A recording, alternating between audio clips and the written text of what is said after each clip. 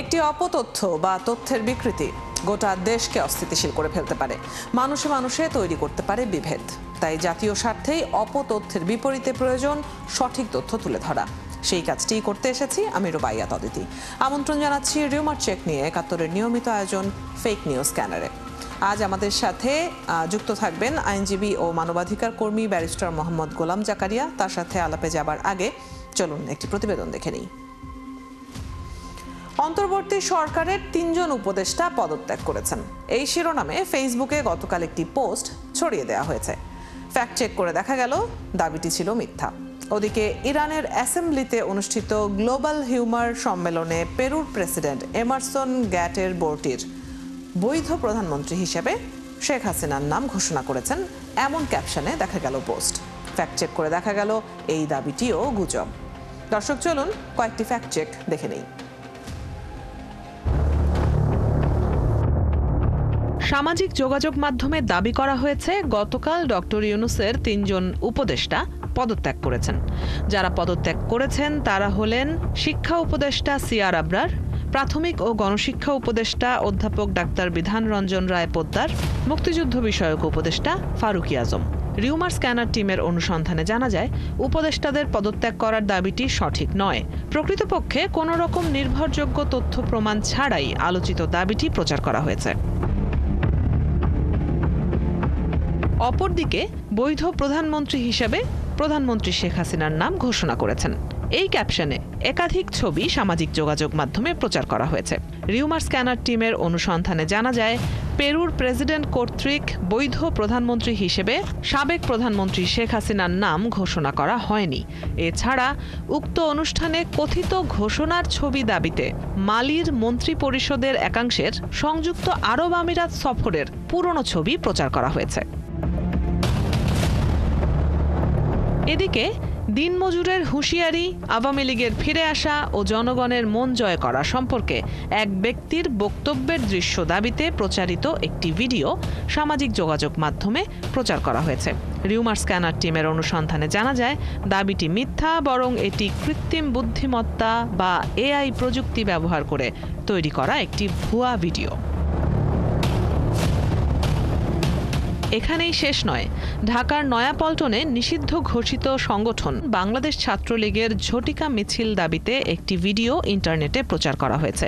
Rumour scanner টিমের অনুসন্ধানে জানা যায় প্রচারিত মিছিলের ভিডিওটি সাম্প্রতিক সময়ের নয়, বরং ২০২২ সালে নয়াপল্টন এলাকায় ছাত্রলীগের মিছিল শোডাউনের দৃশ্যকে সাম্প্রতিক দাবিতে প্রচার করা হয়েছে। দর্শক, আজও ফ্যাক্ট চেক বিশ্লেষণ করে দেখা যাচ্ছে বেশিরভাগ গুজব ছড়িয়েছে রাজনৈতিক নানা বিষয়ে। তাছাড়া পুরাতন ছবি সাথে মিথ্যা ক্যাপশন মিশিয়ে তৈরি হচ্ছে অপতথ্য। এরপর ছড়িয়ে দেয়া হচ্ছে সবকটি সামাজিক যোগাযোগ মাধ্যমে। রুবাইয়াত অদিতি, ৭১। দর্শক, আগেই জানিয়েছি আজ আমাদের সাথে যুক্ত থাকছেন আইনজীবী ও মানবাধিকার কর্মী ব্যারিস্টার মোহাম্মদ গোলাম জাকারিয়া। চলুন তার কাছে চলে যাই আমরা। আপনাকে স্বাগত জানাচ্ছি ৭১-এ। প্রতিবেদনটি আপনি দেখছিলেন এবং এর বাইরেও নিশ্চয়ই আপনার চোখে পড়েছে বিগত বেশ কিছুদিন, যদি বলি যে প্রায় এই ১ বছর ধরেই আমরা কিন্তু নানান ধরনের গুজব ছড়াতে দেখছি, বিশেষ করে সোশ্যাল মিডিয়াতে, এবং এতে করে নিশ্চয়ই কারো স্বার্থসিদ্ধি হচ্ছে, পাশাপাশি অনেকের স্বার্থে আঘাতও তো লাগছে। এবং আমরা যেসব রাজনৈতিক অপতথ্য ছড়াতে দেখি তাতে সংগঠন, দল কিংবা কোনো নেতাকে যখন টার্গেট করা হয় তিনিও আসলে প্রভাবিত হন, তার রাজনৈতিক ক্যারিয়ার প্রভাবিত হয়। এরকম ক্ষেত্রে আইনানুগ ব্যবস্থা তারা কি নিতে পারেন? আপনাকে ধন্যবাদ এবং ৭১ দর্শক শ্রোতা আপনাদেরকে শুভেচ্ছা। আপনারা যে প্রোগ্রামটি চালু করেছেন এর জন্য আপনাদের কাছে একজন এই সমাজের একজন মানুষ হিসেবে, একজন মানবাধিকার কর্মী হিসেবে কৃতজ্ঞতা। আপনি আজকে যেই প্রসঙ্গটি আলোচনার আজকের যে বিষয়বস্তু নিয়ে এসেছেন এটি বর্তমান সময়ে বাংলাদেশে একটি সবচাইতে এটিকে মহামারী আকার ধারণ করেছে বলে আমার মনে হচ্ছে। কারণ আজকে সামাজিক অস্থিরতা, রাজনৈতিক অস্থিরতা অথবা ধর্মীয় যে দাঙ্গা, এছাড়াও জাতীয় এবং আন্তর্জাতিকভাবে বিভিন্ন মানুষকে প্রতিষ্ঠানকে প্রতিপন্ন করার যে চেষ্টা, শুধু তাই নয়, আমাদের যে রাষ্ট্রীয় নিরাপত্তা সেটাকেও এইভাবে এই মিসইনফরমেশন অর ডিসইনফরমেশনের মাধ্যমে হুমকির মুখে ফেলা হচ্ছে। এই ক্ষেত্রে আপনার বর্তমান সময়ে আমাদের দেশে যে পেনাল কোড আছে, পেনাল কোডে তাদের বিরুদ্ধে আইনানুগ ব্যবস্থা যে কোনো ক্ষতিগ্রস্ত পক্ষ নিতে পারে। তাতে কোনো প্রতিষ্ঠান, কোনো ব্যক্তি বা রাষ্ট্র নিজের জায়গা থেকে, রাষ্ট্রের পক্ষ থেকে এই অপরাধীদের বিরুদ্ধে প্রয়োজনীয় আইনানুগ ব্যবস্থা গ্রহণ করতে পারে। যেমন যদি কোনো অপরাধ সংগঠিত হয় কোনো ব্যক্তির বিরুদ্ধে, ক্রিমিনাল লতে সেটা কিন্তু রাষ্ট্রের বিরুদ্ধে সংগঠিত হয়। তো কোনো ব্যক্তিও যদি এই বিষয়ের ব্যাপারে ব্যক্তিগতভাবে ইনফরমেন্ট না হয়ে যদি কোনো কিছু না করে, রাষ্ট্র তার জায়গা থেকে এটি রাষ্ট্রের নজরে আসার সাথে সাথে অপরাধীদের বিরুদ্ধে আইনানুগ ব্যবস্থা গ্রহণ করতে পারে। এটা বাংলাদেশের পেনাল কোডে এ ব্যাপারে যথেষ্ট সুযোগ আছে এবং তাতে 2 বছরের শাস্তির ব্যবস্থা আছে, অর্থনৈতিকভাবে জরিমানার ব্যবস্থা আছে এবং যে জেল এবং জরিমানা উভয়েরও শাস্তি দেওয়ার ব্যবস্থা আছে। কিন্তু শাস্তি শুধুমাত্র এই অপরাধকে বন্ধ করতে পারবে, কারণ এই অপরাধ অনেকেই করছে জেনে বুঝে, আবার অনেকে না বুঝে। অনেকে সুনির্দিষ্ট এজেন্ডা নিয়ে করছে, আবার অনেকে এই সুনির্দিষ্ট এজেন্ডার যে উদ্দেশ্য, যে অবস্থা, সেটাকে রিয়ালাইজ না করে শুধুমাত্র একটি তথ্য মনে করে সেটাকে সম্প্রচার করছে। তার পাশাপাশি আপনারা দেখতে পারবেন বর্তমান সময়ে যে ওয়ার্ল্ড, আমরা যে সমাজ, আমাদের রাষ্ট্র যে বিষয়টি চ্যালেঞ্জ ফেস করছে, আর্টিফিশিয়াল ইন্টেলিজেন্স। এই আর্টিফিশিয়াল ইন্টেলিজেন্সের মাধ্যমে এই যে ফেক নিউজ গুলো, ফলস ইনফরমেশন গুলোকে একেবারে সত্য আকারে উপস্থাপন করা হচ্ছে এবং মানুষ বিভ্রান্ত হচ্ছে। তবে আইন তার নিজস্ব গতিতে চলে। যদি কেউ বুঝে অপরাধ না করে বা কেউ ইচ্ছা করে যদি অপরাধ না করে, প্রত্যেকটি বিষয় তদন্তের দাবি রাখে।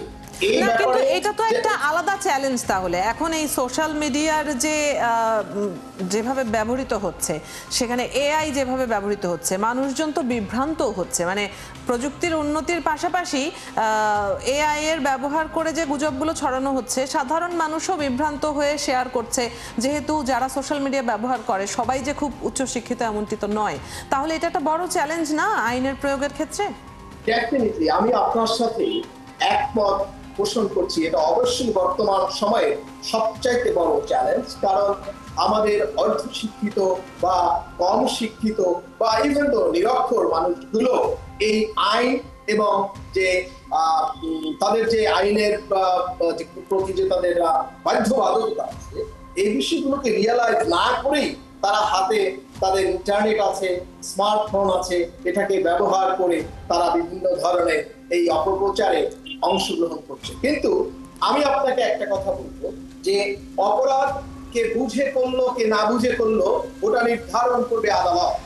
কিন্তু প্রথমেই যেই জিনিসটা দরকার, প্রত্যেকটা অপরাধের বিরুদ্ধে ব্যবস্থা নিতে হবে এবং ইনভেস্টিগেশন, প্রপার ইনভেস্টিগেশন করতে হবে। এবং প্রপার ইনভেস্টিগেশন যদি করা যায়, এই ইনভেস্টিগেশনের মাধ্যমেও একটি সচেতনতা বা প্রচার পাবে। এবং তার পাশাপাশি আপনারা যারা মিডিয়া গুলো আছেন, TV channel, electronic media, print media, এদেরকে সবচাইতে বেশি গুরুত্বপূর্ণ ভূমিকা পালন করতে হবে। কারণ মানুষকে সচেতন করা, মানুষকে দায়িত্ববান করা, মানুষকে ভালোভাবে বুঝানো, এই বিষয়টা রাষ্ট্র এবং এটাকে বলা যায় আপনার কি বলে আমাদের যে সিভিল সোসাইটি আছে, তাদের সকলকে আগে আসতে হবে। মানুষকে বুঝাতে হবে যে এটা করার সুযোগ নেই এবং এটি দণ্ডনীয় অপরাধ। এবং যদি এভাবে কিছু কিছু জায়গায় আপনার সুনির্দিষ্টভাবে আপনি যদি দৃষ্টান্তমূলক শাস্তির ব্যবস্থা করেন এবং সেই দৃষ্টান্তমূলক শাস্তিকে রাষ্ট্রের বিভিন্ন পর্যায়ে আপনি প্রপারলি প্রচার করা যায়, যেটি একটি অপরাধ, এটা করা যাবে না, আমি বিশ্বাস করি অপরাধ বন্ধ হবে না, তবে অপরাধগুলোকে নিয়ন্ত্রণে আনা যায়। এবং এই ক্ষেত্রে সচেতনতাকে সর্বোচ্চ প্রায়োরিটি দিয়ে স্কুল, কলেজ, মসজিদ, মাদ্রাসা, মন্দির এবং সিভিল সোসাইটির যেই জায়গায় ভূমিকা রাখার সুযোগ আছে, প্রত্যেকটা জায়গায় সচেতনতামূলক ক্যাম্পেইন করতে হবে, ওয়ার্কশপ করতে হবে। করলে মানুষকে এই বিষয়টাকে প্রপারলি উপস্থাপন করা যাবে এবং তাদেরকে বোঝানো যাবে, তবেই তারা এই যে অপরাধ হচ্ছে এই অপরাধ থেকে তারা বিরত থাকবে। নিশ্চয়ই, আপনাকে অনেক ধন্যবাদ। আপনার পরামর্শ আমরা জানছিলাম, আপনার মন্তব্য আমরা শুনে নিচ্ছিলাম। ধন্যবাদ আজকে আমাদেরকে সময় দেওয়ার জন্য। দর্শক, আমাদের সাথে আজ যুক্ত ছিলেন আইনজীবী ও মানবাধিকার কর্মী ব্যারিস্টার মোহাম্মদ গোলাম জাকারিয়া। কথা হচ্ছিল তার সাথে। আপনারা আছেন ফ্যাক্ট চেক নিয়ে ৭১-এর নিয়মিত আয়োজন ফেক নিউজ স্ক্যানারে। প্রতিদিন আমরা রিউমার দূর করতে হাজির হব ঠিক একই সময়ে একইভাবে। আপনারাও যুক্ত হতে পারেন। যে কোনো খবর যদি আপনাকে সংশয়ে ফেলে সেটির একটি স্ক্রিনশট আমাদেরকে মেইল করতে পারেন fns.71tv@gmail.com অথবা ফেসবুকে যোগাযোগ করুন www.facebook/fake news scanner। আমরা সেই তথ্যের ফ্যাক্ট চেক করে আপনাদের জানাবো।